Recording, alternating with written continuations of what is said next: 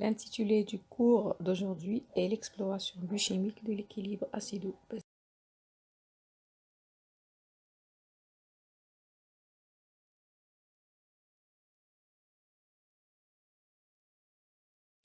Donc, lorsqu'on parle de l'équilibre acido-basique de l'organisme humain, on parle du pH, donc du potentiel en nitrogène. Donc, ce pH, justement, doit être maintenu dans un intervalle bien précis, et toute variation au-dessus, au-dessous de cet intervalle sera incompatible avec la vie. Donc, lorsqu'on parle du pH, donc du potentiel d'hydrogène, on doit connaître quelle est l'origine de ces ions H+ dans notre organisme.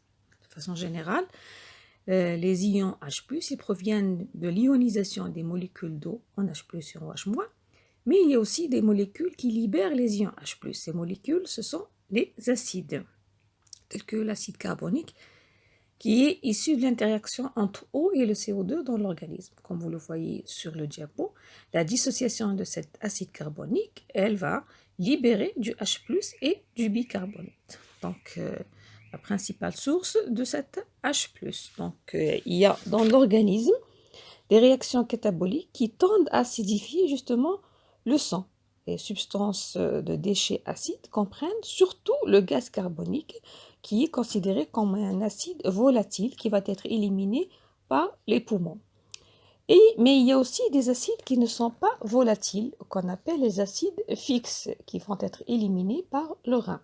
Ces acides fixes, ils comprennent les acides inorganiques comme l'acide phosphorique et l'acide sulfurique, provient du catabolisme des protéines, des phospholipides et des acides organiques, comme l'acide lactique qui est produit par la fermentation du glucose, surtout au niveau musculaire, et l'acide l'acétylacétique et l'acide bêta-hydroxybutyrique qui sont produits par le catabolisme des acides gras.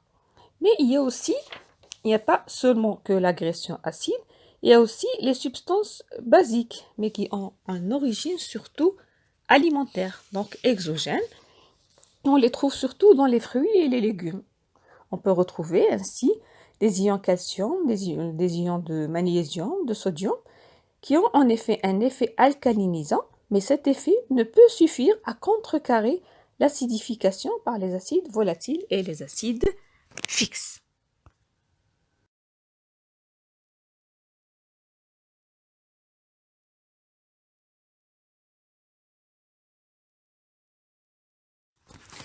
Donc aujourd'hui, ce qu'on va étudier, c'est le pH du sang, le sang veineux ou le sang artériel, qui entre dans l'exploration de cet équilibre qu'on appelle la gazométrie. Mais qu'en est-il du pH des autres fluides de notre organisme? Donc si je prends par exemple l'exemple du pH gastrique, il est très variable par rapport au pH sanguin. Donc il est égal à 1. Le pH urinaire, il est entre 4,5 à 8,5. La même chose pour le pH intracellulaire. Il est variable d'un tissu à un autre, mais généralement il est proche de 7. La question qu'on doit se poser, pourquoi la concentration en ion H+, doit être maintenue étroitement régulée, c'est-à-dire quels sont les effets de ces variations de ce pH, donc de cette concentration en H+. Première chose, ces variations de ce pH, il va affecter les protéines, toutes les protéines intracellulaires, les enzymes, les canaux membranaires. Parce que ces macromolécules sont très sensibles aux variations du pH qui peut entraîner une modification de la structure tertiaire et donc va entraîner généralement, si je peux dire, va dénaturer ces enzymes, ce qui va altérer le métabolisme intermédiaire. Deuxième point, ces variations du pH ou de la concentration en H+, entraînent une modification de l'excitabilité neuronale. Ça dépend. Si on est en acidose, ça va entraîner une dépression du système nerveux central. Si on est en alcalose, ça va entraîner une hyperexcitabilité. Troisième point, il faut savoir que toute modification de la concentration en ion K+, elle suit les modifications en H+, vu qu'il y a généralement un échange. Lorsque le H+ quitte la cellule, les ions K+, vont entrer à l'intérieur de la cellule. La même chose au niveau rénal. Lorsque la cellule rénale élimine ou excrète l'H+, il y a du K+, qui pénètre à l'intérieur. Donc, devant toute acidose, c'est-à-dire au niveau du rein, on a une excrétion d'H+, et on a une réabsorption de K+. Alors qu'en alcalose, le rein, il réabsorbe les H+, donc automatiquement, il va excréter le K+. Donc, le déséquilibre potassique qui peut accompagner ce déséquilibre acido-basique en acidose ou en alcalose, il est généralement responsable de troubles de l'excitabilité cardiaque.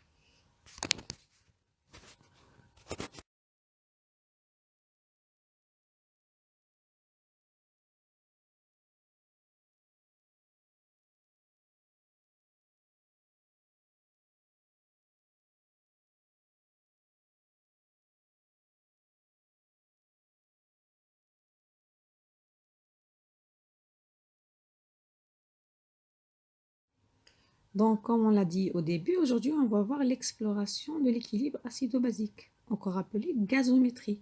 Donc, gazométrie, donc c'est gaz. Donc, généralement, dans l'étude de l'équilibre acido-basique, donc du pH, on doit étudier aussi les gaz du sang. Pourquoi? Il y a un lien entre les deux, parce que le principal facteur qui peut modifier le pH, c'est la production de l'acide. Le principal, c'est l'acide carbonique, CO2, qui est produit au cours de réactions de respiration cellulaire. Ce CO2 va être éliminé par voie respiratoire, par le poumon, parce que c'est un gaz, c'est un acide volatile. Donc, d'où le lien entre l'étude dans l'exploration de l'équilibre du pH et des gaz du sang.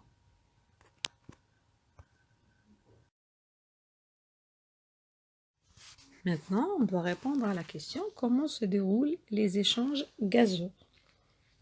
Comment est aussi régulé le pH à proprement parler. Donc, dans les tissus, il y a consommation d'oxygène et production du CO2. Donc, dans la cellule, c'est-à-dire dans les tissus, dans la cellule, au cours des réactions de la respiration cellulaire, on consomme d'oxygène et il y a production du CO2 qui, comme on l'a dit, c'est un acide volatile qui va être éliminé par le poumon. Donc, il va être véhiculé des tissus vers le poumon par le sang. Et les échanges de ces gaz au niveau alvéolaire se font par diffusion, par différence de pression du même gaz de part et d'autre de la cellule. Par exemple, on sait que l'air atmosphérique il est riche en oxygène et pauvre en CO2, ce qui facilite la diffusion de l'oxygène facilement de l'alvéole vers le sang et inversement. Au niveau du sang veineux qui vient d'arriver des tissus, la pression en partielle du CO2 est élevée et légèrement plus élevée que la pression partielle du CO2 au niveau alvéolaire, ce qui facilite donc que le CO2 soit éliminé au moment des mouvements respiratoires. Alors, au niveau, par exemple, tissulaire, il y a aussi la différence de pression des deux gaz, aussi bien au niveau du sang où la pression de l'oxygène est plus élevée que la pression de l'oxygène au niveau des cellules, ce qui facilite la diffusion aussi de l'oxygène du sang vers la cellule où il va être utilisé au cours des réactions de respiration cellulaire avec production de l'ATP. Le CO2 qui vient d'être produit, sa pression partielle est aussi légèrement plus élevée qu'au niveau sanguin, ce qui facilite aussi le passage par diffusion de ce gaz de la cellule vers le sang où il va être acheminé vers le poumon pour être éliminé.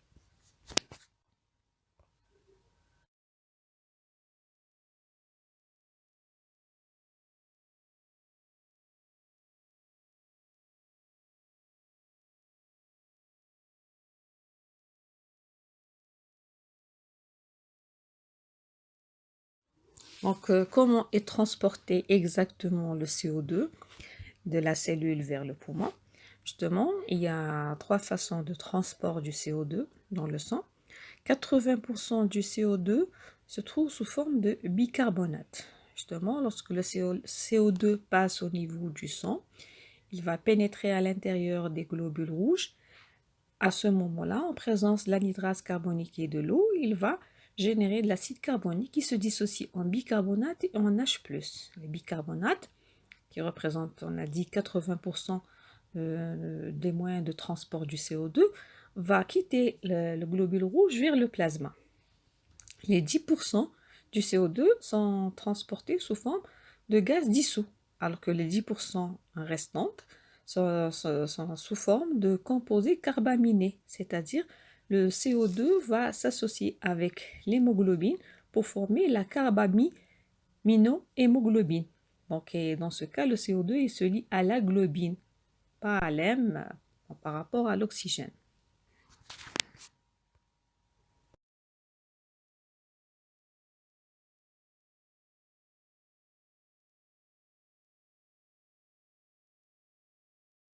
Quant à l'oxygène, il est transporté dans le sang sous forme dissoute. Ça représente une faible proportion. Donc, c'est sous forme d'un gaz qui est soluble, qui reste négligeable. La forme la plus importante, c'est la forme qui est liée à l'hémoglobine, qui représente la majorité de l'oxygène, qui est liée à l'hémoglobine, c'est-à-dire au niveau des globules rouges. Ça représente environ 98% de la totalité de l'oxygène.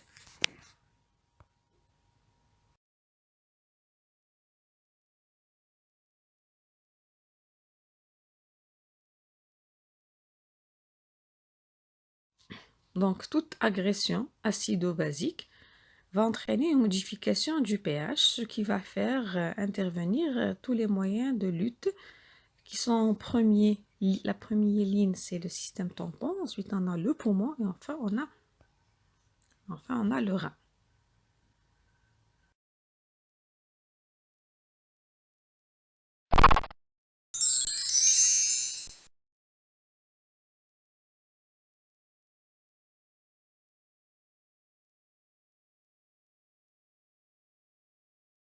Donc, le système tampon, c'est-à-dire le tamponnage, il n'élimine pas les ions H+, qui ont été captés. Il les met temporairement de côté, comme une éponge qui absorbe de l'eau. Donc, ce n'est pas un système qui est efficace pour éliminer, parce qu'il faut qu'il y ait un organe qui permet d'éliminer, qui permet d'expulser cet excès acide à l'extérieur de l'organisme. C'est le cas du poumon et du rein.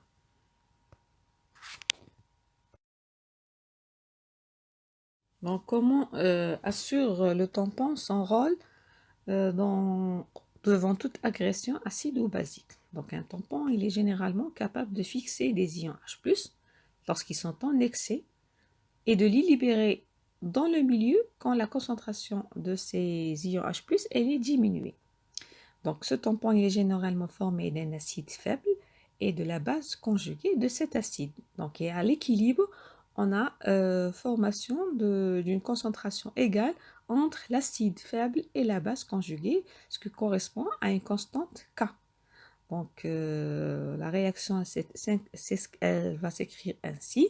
Donc, on aura à l'équilibre la concentration en H+, elle est égale à la concentration de l'acide sur la concentration de la base multipliée par cette constante K.